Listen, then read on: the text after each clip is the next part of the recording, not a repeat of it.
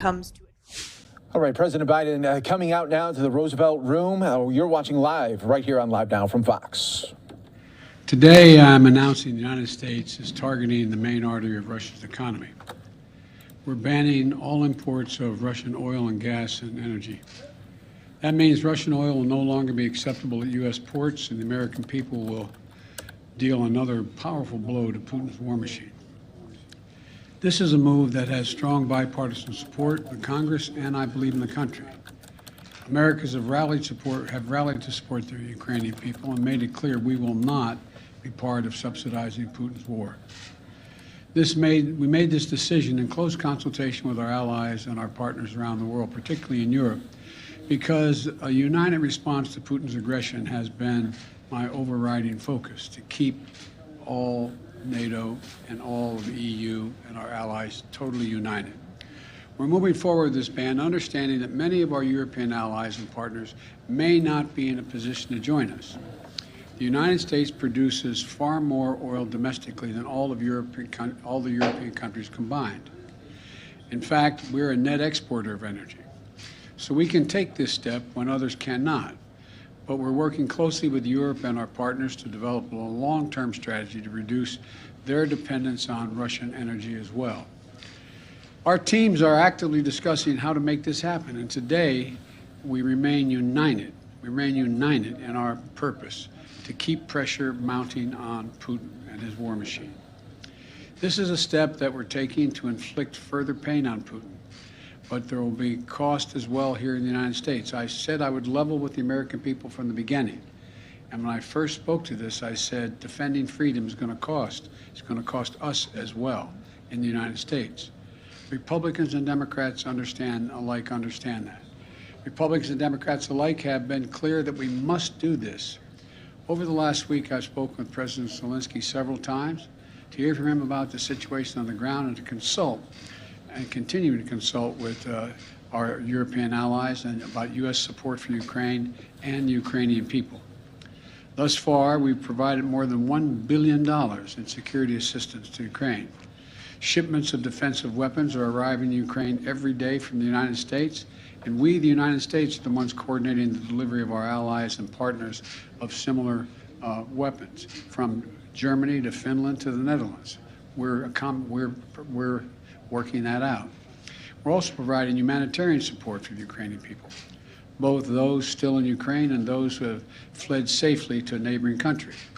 We're working with humanitarian organizations to surge tens of thousands of tons of food, water, and medical supplies into Ukraine, and with more on the way. Over the weekend, I sent Secretary Blinken to visit our border between Poland and Ukraine and to Moldova, to see what the situation was firsthand and report back. General Milley, Chairman of the Joint Chiefs of Staff of our Defense Department, was also in Europe, meeting with his counterparts and allies on NATO's eastern flank to reassure them, those countries bordering Russia, NATO countries, that we will keep our NATO commitment, a sacred commitment of Article 5. The Vice President Harris is going to be traveling to meet with our allies in Poland and Romania later this week as well. I've made it clear the United States will share in the responsibility of caring for the refugees so the costs do not fall entirely on the European countries bordering Ukraine. And yesterday I spoke with my counterparts in France, Germany, and the United Kingdom about Russia's escalating violence against Ukraine and the steps that we're going to take together with our allies and partners around the world to respond to this aggression. We are enforcing the most significant package of economic sanctions in history, and it's causing significant damage to Russia's economy. It has caused Russian economy to, frankly, crater. The Russian ruble is now down to 50%, by 50% since Putin's announced his war. 1 ruble is now worth less than 1 American penny. 1 ruble is less than 1 American penny. And preventing Russia's central bank from propping up the ruble and to keep its value up. They're not going to be able to do that now. We cut Russia's largest banks from the international financial system, and it has crippled their ability to do business with the rest of the world. In addition, we're choking off Russia's access to technology like semiconductors that are and sap its economic strength and weaken its military for years to come. Major companies are pulling out of Russia entirely without even being asked, not by us. Over the weekend, Visa, MasterCard, American Express, they all suspended their services in Russia, all of them, joining a growing list of American and global companies from Ford to Nike to Apple. They've suspended their operations in Russia. The U.S. Stock Exchange has halted trading of many Russian securities. And the private sector is united against Russia's vicious war of choice.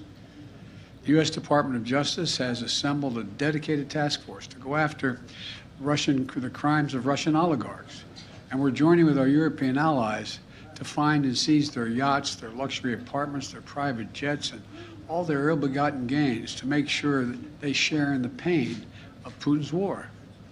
These, by the way, are giant yachts. You've put some of them in your press. I mean, some of them are, I think I read one was over 400 feet long. I mean, this is worth hundreds of millions of dollars. The decision today is not without cost here at home. Putin's war is already hurting American families at the gas pump. Since Putin began his military buildup on Ukrainian borders, just since then, the price of the gas at the pump in America went up 75 cents. And with this action, it's going to go up further. I'm going to do everything I can to minimize Putin's price hike here at home. In coordination with our partners, we've already announced that we're releasing 60 million barrels of oil from our joint oil reserves. Half of that, 30 million, is coming from the United States. And we're taking steps to ensure the reliable supply of global energy. We're also going to keep working with every tool at our disposal to protect American families and businesses. Now, let me say this. To the oil and gas companies and to the finance firms that back them, we understand Putin's war against the people of Ukraine is causing prices to rise. We get that. That's self-evident. But, it's no excuse to exercise excessive price increases or padding profits or any kind of effort to exploit this situation or American consumers, exploit them. Russia's aggression is costing us all, and it's no time for profiteering or price gouging. I want to be clear about what we'll not tolerate, but I also want to acknowledge those firms and oil and gas industries that are pulling out of Russia and joining other businesses that are leading by example.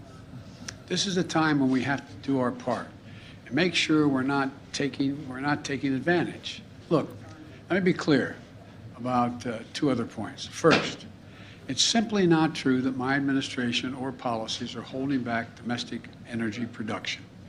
That's simply not true. Even amid the pandemic, companies in the United States pumped more oil during my first year in office than they did during my predecessor's first year. We're approaching a record levels of oil and gas production in the United States, and we're on track to set a record of oil production next year. In the United States, 90% of onshore oil production takes place on land that isn't owned by the federal government. And of the remaining 10% that occurs on federal land, the oil and gas industry has millions of acres leased. They have 9,000 permits to drill now. They could be drilling right now, yesterday, last week, last year. They have 9,000 to drill onshore that are already approved. So let me be clear. They are not using them for production now. That's their decision. These are the facts. We should be honest about the facts. Second, this crisis is a stark reminder to protect our economy over the long term, we need to become energy independent. I've had numerous conversations over the last 3 months with our European friends of how they have to wean themselves off of Russian oil. It's just not tenable. It should motivate us to accelerate the transition to clean energy. This is a perspective that our European allies share, and the future where together we can achieve greater independence.